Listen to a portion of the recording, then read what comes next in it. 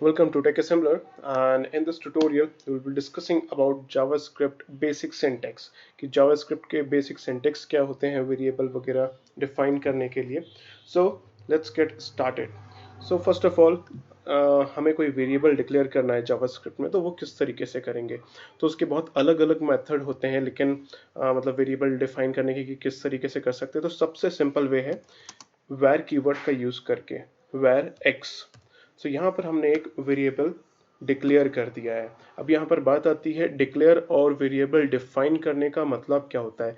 Variable declare करना मतलब just हमने एक वेरिएबल डिक्लेयर किया है, हम उस वेरिएबल में कुछ भी चीज़ डाल सकते हैं. फॉर एग्जांपल, आपको जब खाना सर्व किया जाता है, कोई भी आपको खाना सर्व करता है किसी भी रेस्टोरेंट में, तो वो आपको ऐसे ही नहीं खाना आपके हाथ में दे देता है, आपको एक प्लेट में दिया जाता है. तो उसी तरीके से यदि हम कोई वैल्यू स्टोर करना रहता है जावास्क्रिप्ट में, तो हम एक वेरिएबल के अंदर स्टोर करते हैं. तो यहाँ पर ये वेरिएबल एज अ प्लेट हमारे लिए काम करेगा. तो x एक प्लेट है जिसमें हम कोई एक वैल्यू स्टोर करेंगे. ये इसी तरीके से हम बोलेंगे हमने इसको अभी डिक्लेयर किया है, अभी हमने डिफाइन नहीं किया है. तो हमने सिर्फ इसको एक स्टोरेज दी है कि हाँ ये एक स्टोरेज है, आप इसमें कुछ भी वैल्यू वगैरह डाल सकते हो. तो यहाँ पर हमने इसको डाला, हम इसके नीचे x इक्वल्स टू 10. तो यहाँ पर हमने इस चीज़ को, जो x वेरिएबल है, हमने उसको एक डेफिनेशन दी है, हमने उसको डिफाइन किया है कि x किस टाइप का है, नंबर टाइप का है.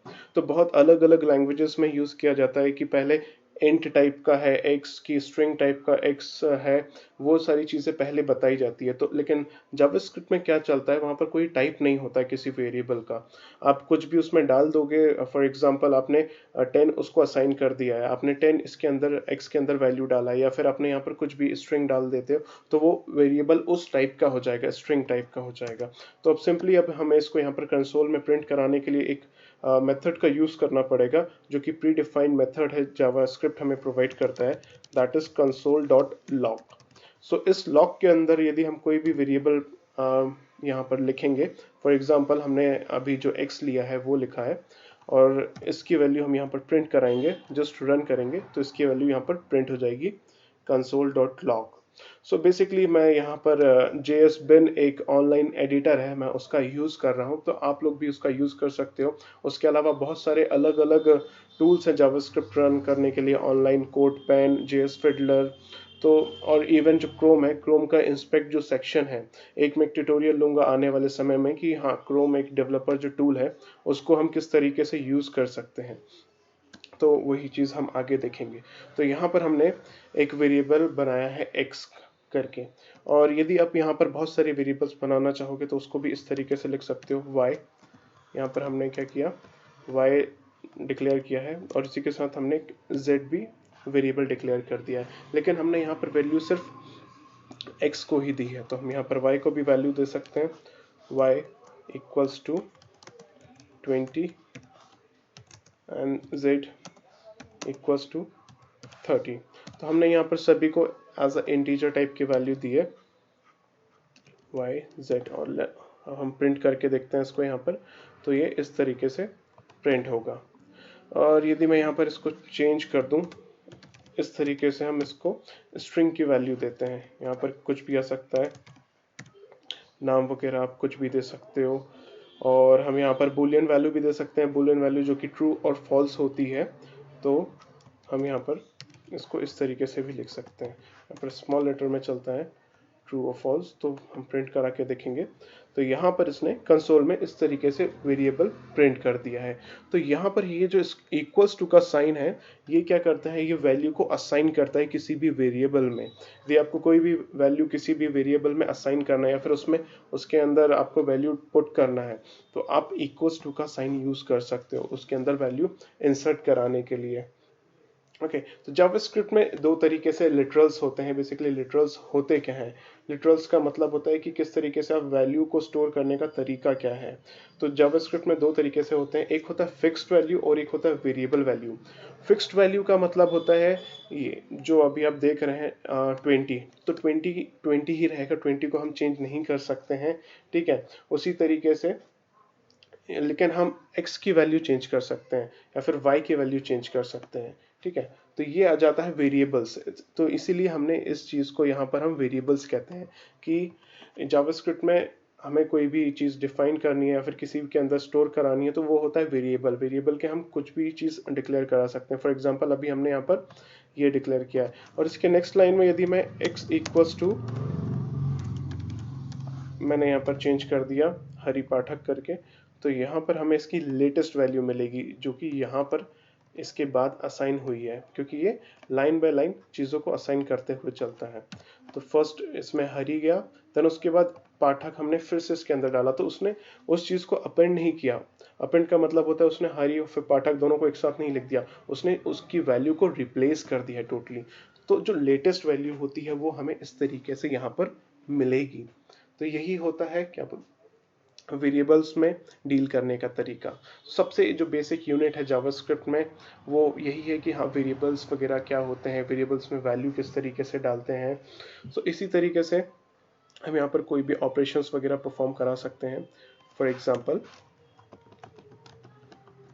यहाँ पर हमने इसको लिया 10, देन y इक्वल्स टू 20 और हम यहाँ पर जस्ट नॉर्मली किसी भी दोनों को ऐड कराना हो तो यहाँ पर हम ऐड ऑपरेटर का यूज़ करके हम दोनों को यहाँ पर ऐड करा सकते हैं और यहाँ पर हमें सिर्फ z का रिजल्ट प्रिंट कराना है। तो रिजल्ट किस में स्टोर हो रहा है, इन दोनों का एडिशन होके z के अंदर, तो हमने उस z को यहाँ पर प्रिंट करा दिया है।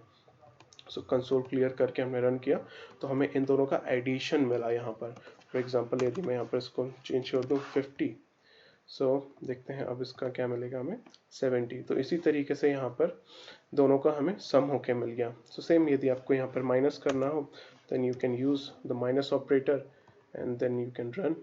सो यहाँ पर हमें 30 मिलेगा। इसी तरीके से हम यहाँ पर अलग अलग ऑपरेटर्स का भी यूज़ कर सकते हैं, मल्टीप्लिकेशन, डिवीजन, वो सब हम आगे पढ़ेंगे कि ये ऑपरेटर्स वगैरह क्या करते हैं। और उससे भी खास बात हम यहाँ पर क्या कर सकते हैं, हम यहाँ पर दो स्ट्रिंग को भी जोड़ सकते हैं। अभी आपने देखा हरि हमने लिखा था और यहाँ पर एक पाठक लिखा था, लेकिन हमने दोनों को x वेरिएबल में ही डाला था। तो उसने क्या किया, उसने चीज़ों को रिप्लेस कर दिया, लेकिन हमें चीज़ों को ऐड करना है। फॉर एग्जांपल तो स्ट्रिंग को भी हम ऐड कर सकते हैं, लेकिन वो स्ट्रिंग इस तरीके से दिखेगी। तो यहाँ पर बीच में स्पेस नहीं है क्योंकि इन दोनों के नाम के आगे पीछे कोई स्पेस नहीं है। एक तरीका ये हो सकता है कि यहाँ पर हम स्पेस दे दें हरि के बाद, तो हमें यहाँ पर स्पेस मिल जाएगा इस तरीके से, लेकिन ये कोई राइट वे नहीं है। तो हम यहाँ पर स्पेस को भी यूज़ कर सकते हैं। हाँ, इस तरीके से हम स्पेस को हमने यहाँ पर अपेंड करा दिया है। अपेंड या फिर आप कह सकते हो कि आपने कॉन्कैटिनेट किया है। जब भी आप स्ट्रिंग को, दो स्ट्रिंग को ऐड करोगे तो उस ऑपरेशन को क्या कहते हैं हम, कॉन्कैटिनेशन। क्योंकि एक्चुअली में वो स्ट्रिंग्स ऐड नहीं होती हैं नंबर की तरह, वो सिर्फ कॉन्कैटिनेट होती हैं, मतलब दो स्ट्रिंग्स को जोड़ दिया जाता है। तो अब हम रन करके देखते हैं। तो यहाँ पर इस तरीके से ये हरि पाठक आपको मिल गया। तो और एक और चीज़ होती है यार, कमेंटिंग कैसे करते हैं, यहाँ पर लाइन को कमेंट आउट कैसे करते हैं। तो इस तरीके से दो फॉरवर्ड स्लैश लगाओगे आप तो वो लाइन कमेंट हो जाएगी। अब यदि मैं रन करूँगा यहाँ पर तो मुझे एरर देगा कि यहाँ पर y इज़ नॉट डिफाइंड। सो यहाँ पर हमें दिया अनडिफाइंड। अनडिफाइंड इसलिए दिया है क्योंकि हमने डायरेक्टली यहाँ पर y यूज़ किया है, तो वही बात है, y हमने यहाँ पर डिफाइन नहीं किया है। और यदि हम यहाँ पर जस्ट इसको अब कंसोल करें तो यहाँ पर हमें ये z अनडिफाइंड मिलेगा, क्योंकि हमने z को डिक्लेयर किया है बट हमने डिफाइन नहीं किया है। उसी तरीके से यदि मैं यहाँ से हटा दूँ, जस्ट मैंने z हटा दिया और मैंने यहाँ पर सिर्फ z को प्रिंट किया, मैंने उस चीज़ को ना ही डिफाइन किया ना ही डिक्लेयर किया है। तो अब देखते हैं, अब ये हमें देगा error, z is not defined. तो हमने इसको यहाँ पर क्या किया, सिर्फ हमने डिक्लेयर किया है z को, हमने डिफाइन अभी भी नहीं किया है, तो इसलिए इसकी वैल्यू आई अनडिफाइंड। तो यदि हमने यहाँ पर z को एक वैल्यू दे दी कि z इक्वल्स टू 10, तो यहाँ इसको, इस लाइन को हमने कहेंगे, इसको हमने क्या किया, डिफाइन, और यहाँ पर हमने क्या किया, डिक्लेयर। तो ये दो कॉन्सेप्ट हैं, डिफाइन क्या होता है, डिक्लेयर क्या होता है। तो ये हमें 10 इसकी वैल्यू मिलेगी क्योंकि हमने इसको डिक्लेयर किया था, उसको हमने डिफाइन कर दिया। आप उसको डिक्लेयर करते समय ही डिफाइन कर सकते हो यहाँ पर इस तरीके से। और यदि हम ये लाइन हटा दें यहाँ पर, इस पूरी लाइन को, तो भी ये हमें एरर नहीं देगा। तो हमें इस तरीके से ये होता है। एक बेसिक सिंटेक्स होता है कि यार जावास्क्रिप्ट में चीज़ें किस तरीके से वर्कआउट करती हैं, और यहाँ पर जो भी आप नाम वगैरह देते हो, फॉर एग्जांपल आपने एक्स दिया और यदि आपने यहाँ पर एक कैपिटल एक्स दे दिया, तो ये दोनों ही चीज़ यहाँ पर अलग अलग होती हैं। तो ये यदि आप यहाँ पर यूज़ करोगे, फॉर एग्जांपल ये कैपिटल एक्स, तो यहाँ पर आपको क्या मिलेगा, ओके यहाँ पर हमने z नहीं लिया, यहाँ पर हमने x लिया है और इसी के साथ साथ हमने कैपिटल X भी प्रिंट कराया है। तो क्या हमें दोनों में एक ही वैल्यू मिलेगी या फिर अलग अलग वैल्यू मिलेगी? अलग अलग वैल्यू मिलेगी, क्योंकि ये केस सेंसिटिव है, ठीक है। तो जो भी आप यहाँ डिफाइन करोगे अलग अलग वेरिएबल में, वो कैप्स लॉक, वो कैपिटल केस वगैरह सारी चीज़ें लेता है। तो इसलिए हम यहाँ पर एक और चीज़ हम फॉलो करते हैं, कोई भी चीज़ लिखने के लिए, फॉर एग्जांपल वेरिएबल वगैरह डिफाइन करने के लिए, तो हम या फिर स्मॉल लेटर यूज़ करते हैं या फिर कैमल केस यूज़ करते हैं, नेम फर्स्ट, या फिर हम इस तरीके से भी लिखते हैं नेम फर्स्ट, या फिर एक और तरीका होता है इसका नेम अंडरस्कोर, ये होता है, ये नॉर्मली हम कहते हैं स्मॉल लेटर, और ये होता है कैमल केस जिसमें फर्स्ट लेटर आपका जो स्मॉल होता है, और ये एक प्रॉपर कैमल केस होता है, इसको हम कहते हैं पास्कल केस भी कहते हैं। और ये होता है स्नेक केस जिसमें आपको बीच में एक अंडरस्कोर मिलता है। तो इस तरीके से हम वेरिएबल डिफाइन करते हैं। और इसके अलावा आप यहाँ पर पीछे नंबर्स वगैरह भी दे सकते हो, लेकिन आगे नंबर्स नहीं दे सकते हो।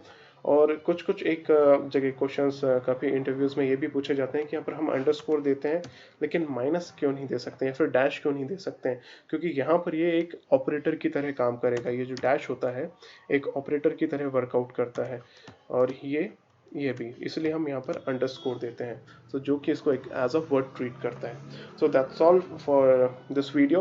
नेक्स्ट वीडियो में हम देखेंगे कि ऑपरेटर्स क्या होते हैं, अर्थमेटिक ऑपरेशंस किस तरीके से परफॉर्म करते हैं। So stay tune guys, and thank you for watching this video, and please like and subscribe.